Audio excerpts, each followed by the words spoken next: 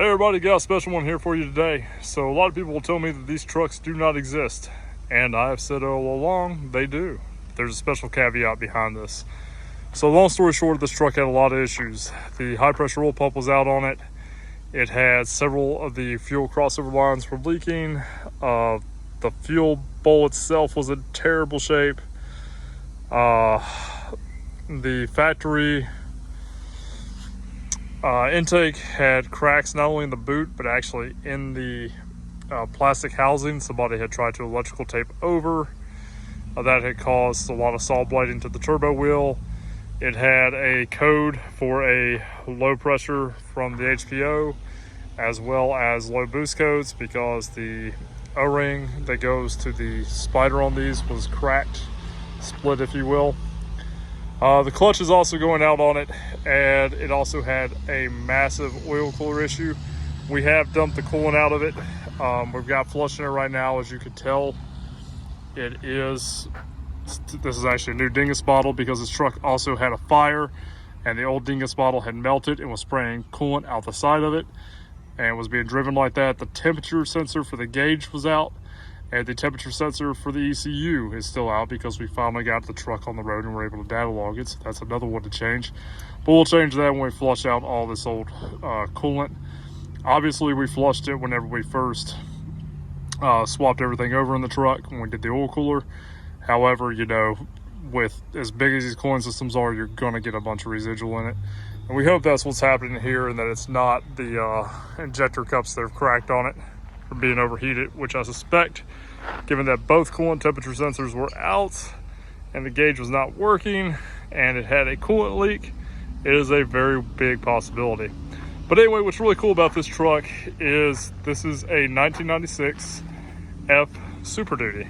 So this was the predecessor to the Super Duty body style. Back before the Super Duty body style was a body style, you could get a 10 lug cabin chassis F Super Duty, basically what would become a 450.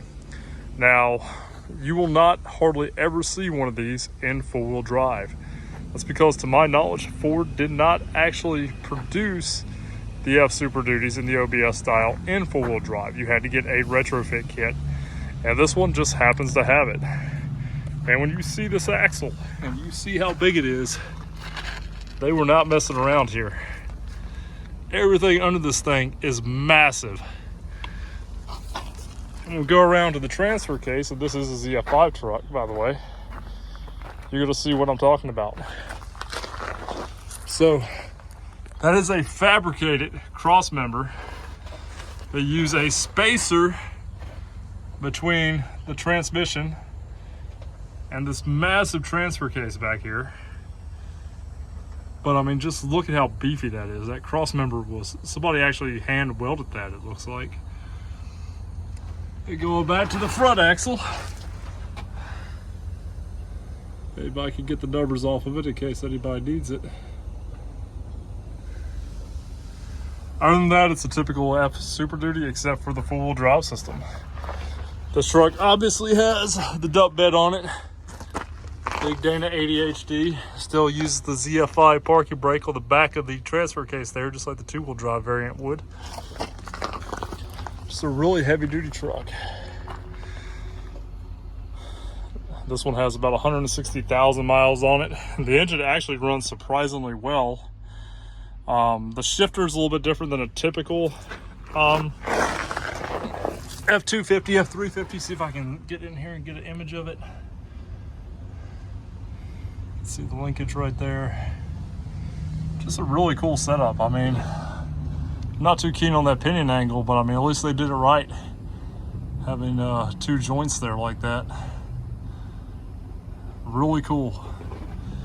You will probably never see another one of these. Now on the door sticker, it does say that this truck is supposed to have 430 gears. It does not. With the 235, 85 R16s and the overdrive ratio in the ZF5 in this truck, it definitely has 513s. At 65 miles per hour, you're tacking right around 2,800 RPMs ish.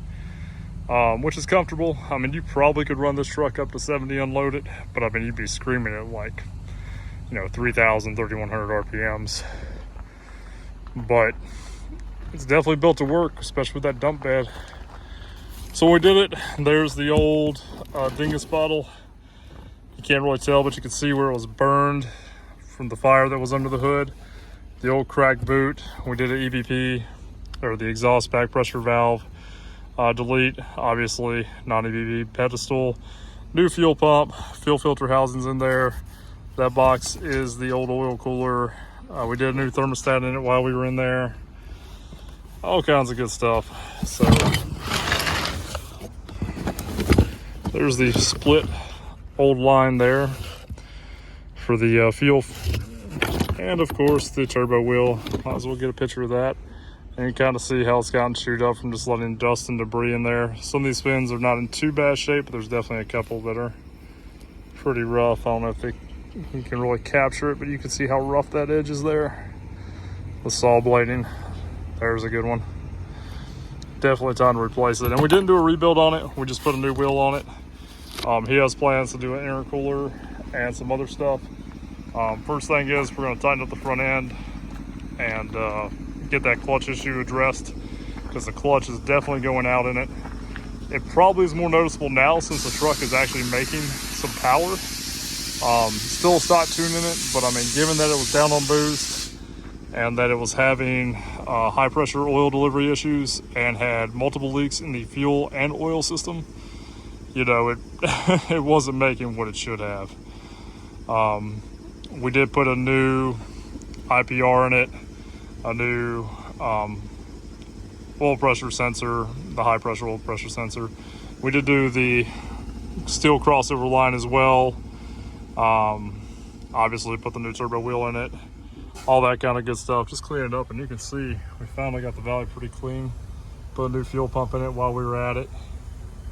All the normal stuff. I think a turbo and intercooler upgrade with some tuning, this will be a really nice truck. The biggest thing now I'd say is we need to figure out if this is just residual oil in the system or if this is actually coming from the injector cups.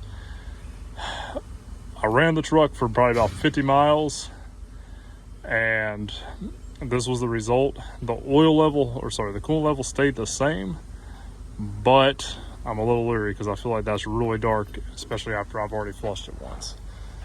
But it is what it is. We did find a cracked ring on the oil cooler. One of the black O-rings was cracked like completely in half. So I know we reused all new Ford, we got all new Ford gaskets and the new center section when we did it.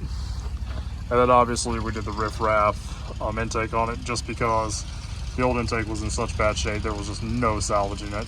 And this was a cheap, easy solution. Well, it sounds like these guys are getting ready to cut over here, as you can hear.